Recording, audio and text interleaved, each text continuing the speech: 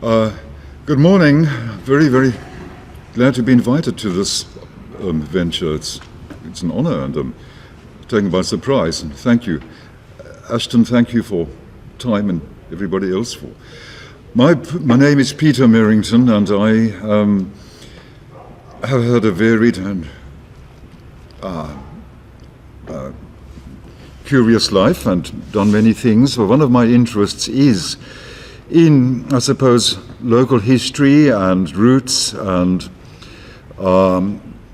place and time and person, those three aspects of old ancient grammar, the place being Cape Peninsula, my home, Wynberg, my old stamping grounds, and the people I've known and loved, and the time is now, and the time was then, and ever will shall be.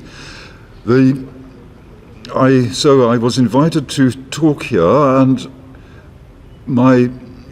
I could talk about my Merrington forebears, who are many, scattered across South Africa in places like De Aar and in New Bethesda, in the Cam de Boo, in the Great Karoo, and all over.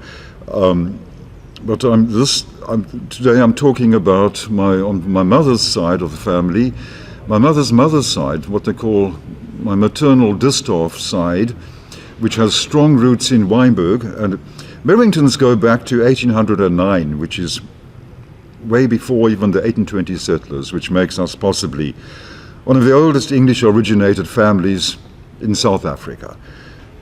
Mother's family were more recent, 1860s and so forth, although another branch of the family were earlier, the Kaywoods, who were 1820 settlers at Klein Gonnehoek Farm in the Eastern Cape, near Craddock, that's another story. It comes into this at some point. I'm going to be careful of my time. I mustn't ramble, but I probably will ramble, so there. So my presentation begins with Cornish men. A Cornish man who was born in Cornwall about 1844 or 5 and sailed to the Cape as a young man in his 20s in the 1860s with very little money, but a lot of character and a lot of determination. And he was trained in Cornwall as a young man as a stonemason. And he brought those skills of masonry to Cape Town. Just at the time when the Cape Colony, the peninsula, etc., were beginning to expand, the building of railways and new facilities and town halls and all the rest of it. Just before the 1870s, which was a decade of enormous development and growth in the Cape. After, of course, what was the remarkable moment, the thing that coincided with that was, of course, the discovery of diamonds, 1872 thereabouts, and not long after that, discovery of gold. And the Cape became enormously important on the global map in consequence. So my talk is about my mother's Cornish-originated Distaff forebears. I'm going to read now and then because it's helpful, although I'm half blind, so it's a bit silly too. And this gentleman, this artisan, working class man called Robert Kane, born in Cornwall, 1840s, trained as a stonemason, came to the Cape Colony about 1860, set himself up with very minimal resources as a builder and a monumental mason. And he made records in stone, which still exist and part of my story. Those records, when we talk of oral histories, we can also talk not only of all the paperwork out there, which does exist, but alongside oral histories, the histories inscribed in stone. He died in Wynberg in 1919 at the age of 75, and my material is based primarily on family oral traditions, hearsay by and large, things that Mom told me and my grandmother and so on, and on stone monuments, as I've said, in Wynberg and beyond. In Cape Town, young Robert Kane married a girl called Helen Mary Corrin, who was also of Cornish birth, and she died in 1917 in Wynberg, and they had 8 children, which of course was pretty normal in those days. Even though they didn't have a great deal of money at the outset, but children were part of one's capital. One of these children, Helen Kane, married another Cornish man, John James, young Cornish man who became a partner with old Robert Kane in the building and masonry work. At this juncture, I want to show you old Robert Kane, this stamfather from Cornwall, in old age. It's the only photograph I seem to have of him, or it's a very good one, which was enlarged many years ago. It shows him on one of his properties in Old Wynberg. This will be about 1916 or so, before his death, but he's wearing really late Victorian kind of clothing, with his jacket pinned up on the lapel up there and open to the bottom. Handsome, tough old man. At any rate, I'm proud to have this. We have a large collection of old family photographs, all scattered, and I haven't had a chance to get them together, but it doesn't really matter today.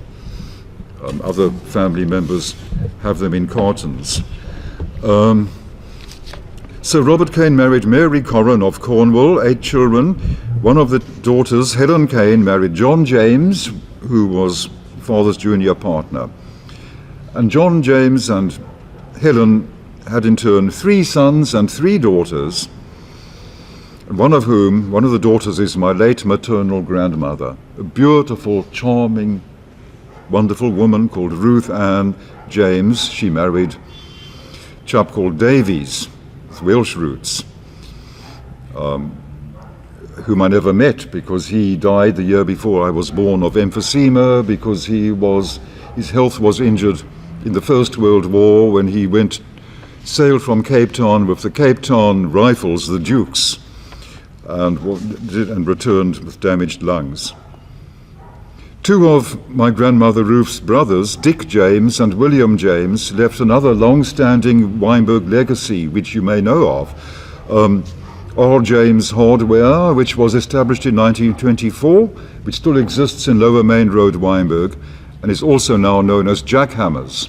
It's a franchise. There are branches in Hart Bay and elsewhere, and it's doing very well. Dick James, R. James Hardware, and his brother Bill James, W. James, the chemists. Some people might still remember that chemist shop in Main Road, Wynberg. And you might remember there was a magnificent rocking horse, full 3-dimensional rocking horse with glass eyes and genuine horsehair mane and so forth in that shop. Now, the chemist William James, who is my great-uncle Bill, had 2 sons and a daughter who are my senior cousins, and they are in their 80s. And they have a lot of good material because William James was an early photographer. They've got many photographs. And they are planning to do some arrangement about lodging those photographs, cartons of them, in an archive, the proper kind of archive in Cape Town. Special archive of Cape colonial memory and of an enterprising, non-conformist artisan class, what we would call these days blue collar, but it's not quite the proper word. Artisan class settler family, Plymouth Brethren, Baptists and Methodists. My focus is on the original figure, Robert Kane, and his first big commission, which astonishes me. His first big commission as a builder was in the 1870s, a few years after he arrived in Cape Town, was nothing less than the Rondebosch Town Hall, which those of you who've seen it would be slightly skeptical about the fact. I struggle to understand this. If he was only a starting out with no capital, it's more likely that he had been employed as the supervisor of works for the building of that massive stone, extraordinarily handsome building in Rondebosch, supervisor of works. Whatever the case may be, he made his name from building that. And he had little money, and he walked living in Cape Town in the city at the time, he walked 5 miles each day from Cape Town to the building site on foot. No cell phones, no telephones, nothing, no walkie-talkies. He had to do all the arrangements with messenger boys running errands for him and so on. After that, he and his wife Helen moved to Clan William in the Cape Cart on dirt roads, and they built the Dutch Reformed Church, which is I've seen with my own eyes, it's a marvelous and huge thing, and he probably did it himself by then with his experience. and they also extended the nave of the Clan William Anglican Church, 1870s, early 1880s. They returned to the peninsula, and in about 1880 they settled in Wynberg, where he built his own house alongside the big Methodist church in Church Street, Wynberg. You can see it for yourselves. I don't have a photograph here. It's a handsome, charming stone cottage, which is now the Avbob Funeral Parlour offices. He called it Good Hope Cottage. The marble nameplates are still there. But we've got to ask Avbob to restore them, because one of them is concealed by the name Human and Pitt, another funeral parlour. Don't you like the name Human and Pitt for undertakers? It's amazing. God works in mysterious ways. And Robert Kane owned a masonry workyard close to the Church Street Cemetery, because he then began to undertake doing tombstones, gravestones. My grandmother, who was born in 1896, and her grave is in Wynberg Methodist Cemetery, just behind that stone cottage, Good Hope Cottage. My grandmother told me that her grandfather, looked after ex-convicts in the attic of Good Hope Cottage. He was a philanthropist in his own way and a Christian gentleman. And that, of course, made her nervous, having these chaps upstairs in Good Hope Cottages. It's a large, deep attic. But despite her nerves, she and her little childhood friends used to play housey-housey in the big tombs in the Dutch Reformed graveyard alongside the Methodist one. You know, the three cemeteries in Church Street, Wynberg. The big Anglican one, then the Methodists, and then the Dutch Reforms, all in a row. They played housey-housey in the tombs. You can see them there with the old Cape Dutch landed gentry. They rest until the second coming in their own tombs. The de Villierses, the Cluties and the Van der Bijls, and the Barons van Reder van Oudtshoorn, all of them are there. Robert Kane was a devout man. He conducted open-air services near Wynberg Station, outside the old Wynberg Town Hall, for the poor and the homeless people of Wynberg in the 1880s or thereabouts. His granddaughter, my grandmother, when she was a little girl, used to pump the pedals, she told me this, pump the pedals of the portable pedal organ for the singing of the hymns. And one of his own daughters played the organ. And Robert Kane rode out on the long dirt roads in a Cape cart all the way from Wynberg to hold Sunday morning services at the Takai Reformatory in Takai, far, far away from Wynberg. Robert Kane left a lot of significant monuments in the Wynberg that we still know. You've all probably seen the large marble fountain up on Wynberg Hill at the edge of Wynberg Park along the Travato link, about 10 feet tall. I've got a photograph, but we will see the photograph in due course somehow. And he did this magnificent fountain. His name is carved at the base. He made it as a war memorial for the dead soldiers in the South African War, the Anglo-Boer War of 1899-1902. Next to, alongside that fountain, is a grove or an avenue of oak trees, old oak trees, still doing well, which were planted by a group called the Guild of Loyal Women. I'm going to talk about them, if I have the time, in a little while, the Guild of Loyal Women, because it's a remarkable story, and it's going to become a book one day, I hope, at this time, and it connects with my own Merrington paternal roots. Now, in the Methodist Cemetery in Church Street is another marble stone with regard to the Boer War memorials, with Robert Kane's name at the bottom.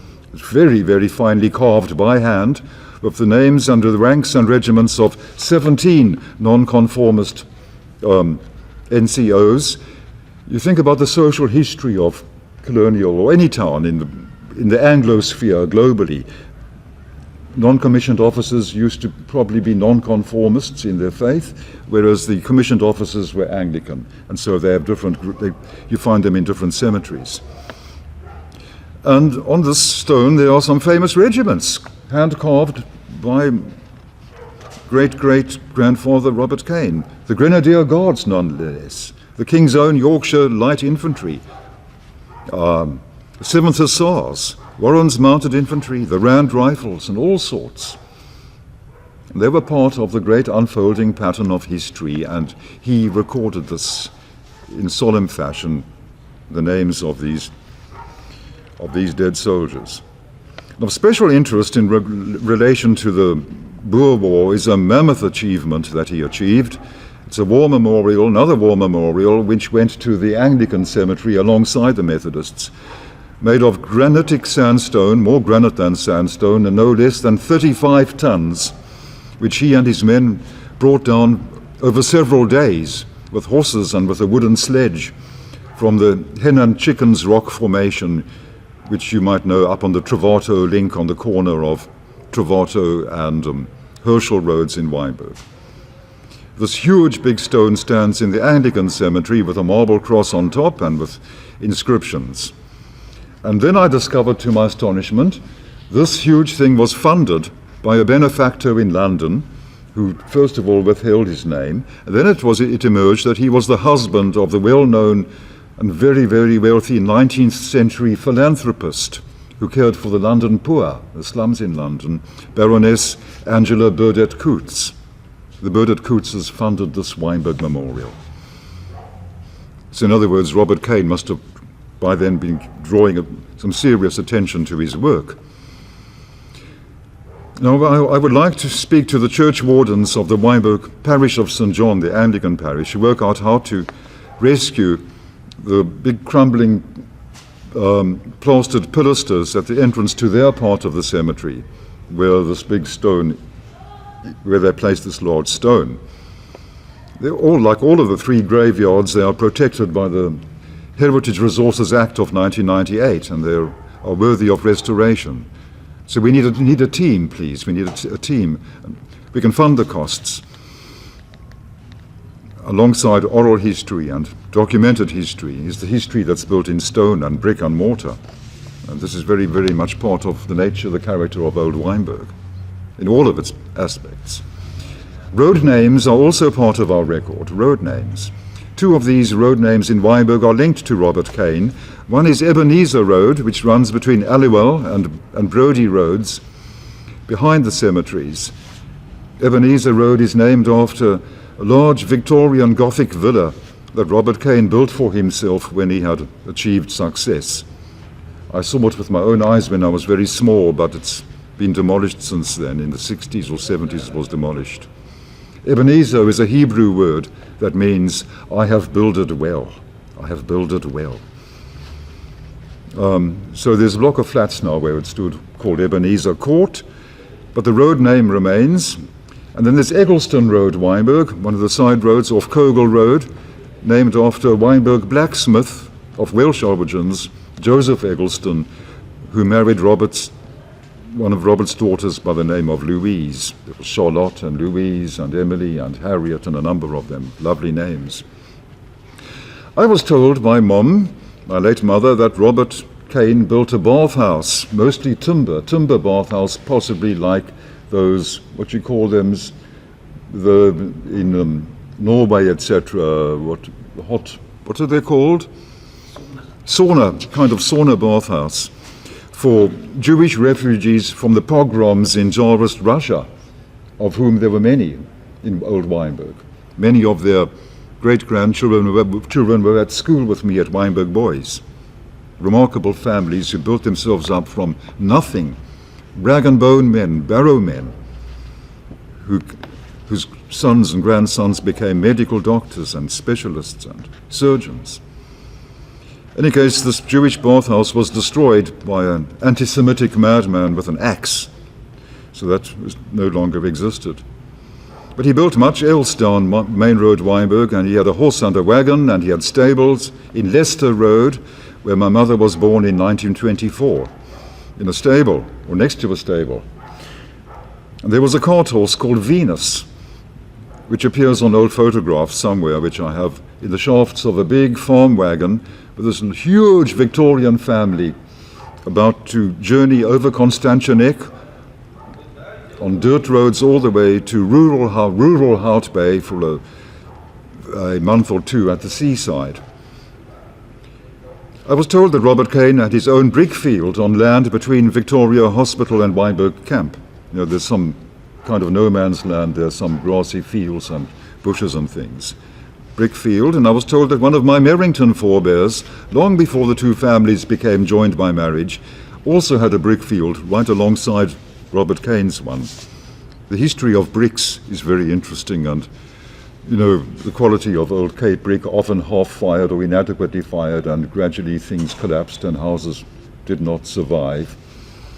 But it's always worthy to poke around and see what one can find. Names and stamps on old bricks.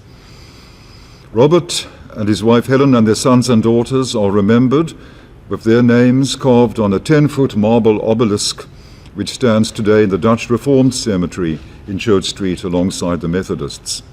I found it for the first time ever, really slow of me, about 2 months ago.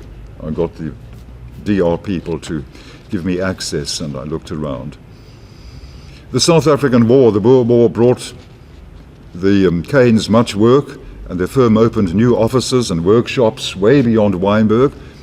And their handiwork is to be seen across the old Cape Colony, from Clan William to Kuruman and Kimberley, King Williamstown in the Eastern Cape. They opened a branch in East London.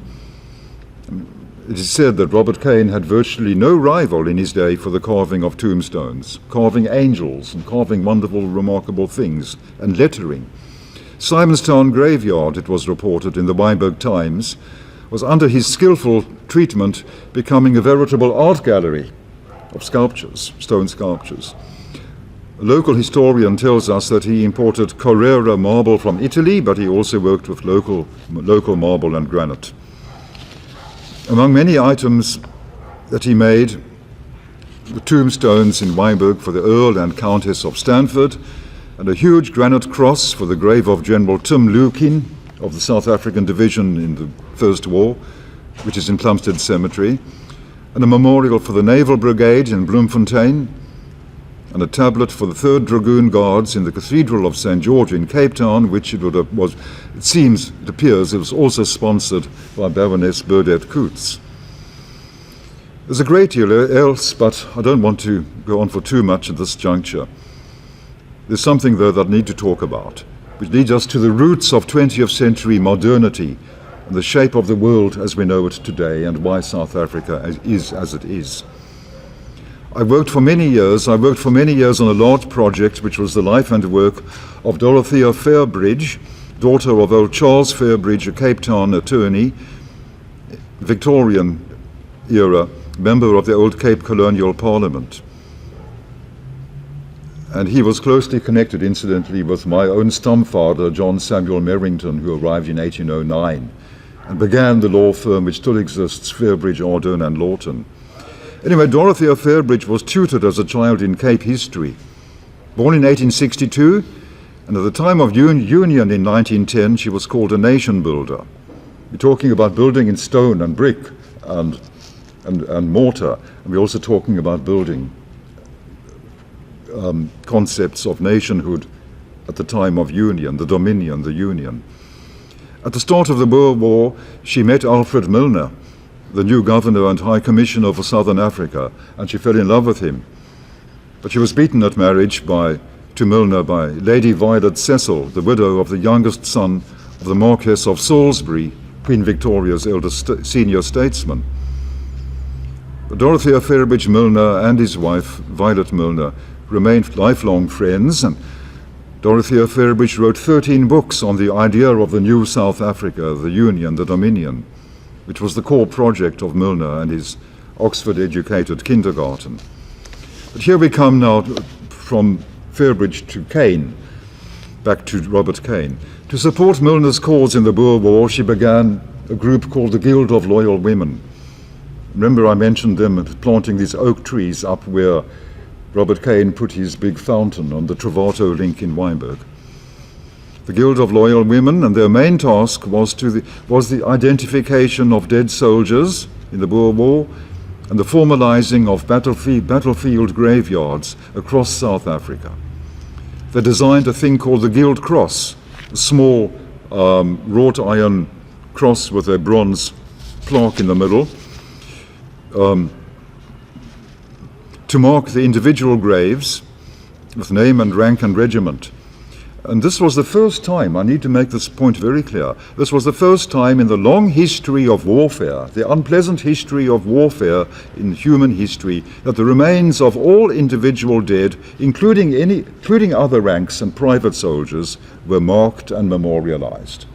There was a great shift going on in consciousness, social consciousness, and in demands and insistences that everybody is equally honored.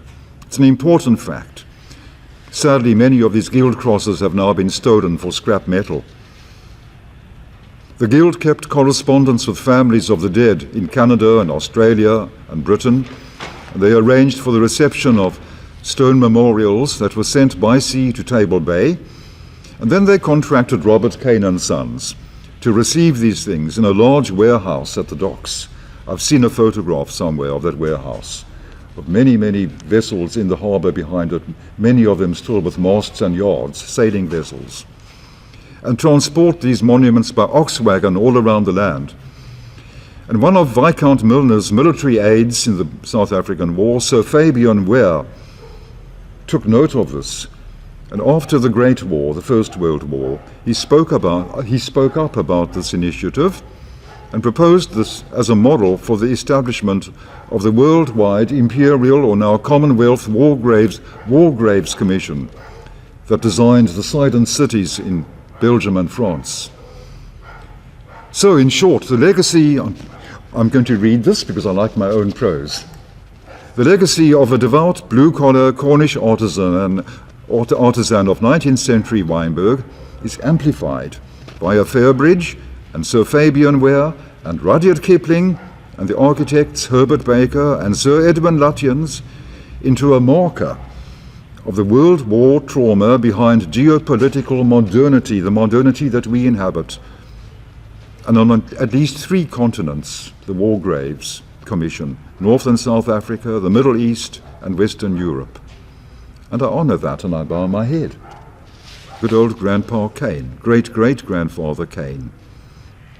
Finally, however, what became of Kane and Sons, Robert Kane and Sons?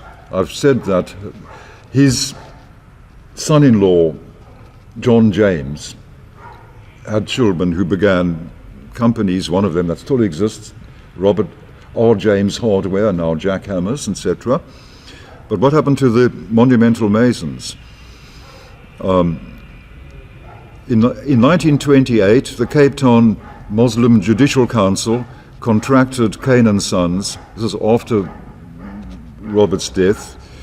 His son, Philip Kane, was then in charge. Contracted Kane and Sons to build a formal mosque and a tomb at the grave of Sheikh Yusuf at Makassar, the famous, remarkable kramat that people go to on pilgrimage on the False Bay coast. Philip Kane, head of the firm after Father Robert's death, took on the project. He raised a large loan for the costs. It's a big project. The architect was Kendall, one of Herbert Baker's own associates, and Kane was the builder. But when the big project was complete, the MJC chose not to settle the bill. You don't know why? Maybe they decided that the geometry was not quite adequately sacred, but they didn't pay the bill. The financial loss and the costs of litigation bankrupted Robert Kane and Sons, and that was the end of that. It's a rather sweet kind of twist of history that in Church Street, Wynberg, right alongside his own Good Hope Cottage, which is now Avbob, the funeral parlour, is a thing that was once called the Oddfellows Hall. Oddfellows, a kind of Freemasons' lodge, the Oddfellows Hall. The Oddfellows Hall is now a non-sectarian mosque. And it says on the front of that mosque, liberal Islam, independent, erudite and enlightened. And so the wheel turns round. What remains today, other than monuments in stone monuments, is of course R. James Hardware, which thrives under its own name along with the franchise name of Jack Hammers, and I am glad of that. And I understand the value and the purpose and the continuing presence of Izinyanya, ancestors, forebears, stormfathers and so forth.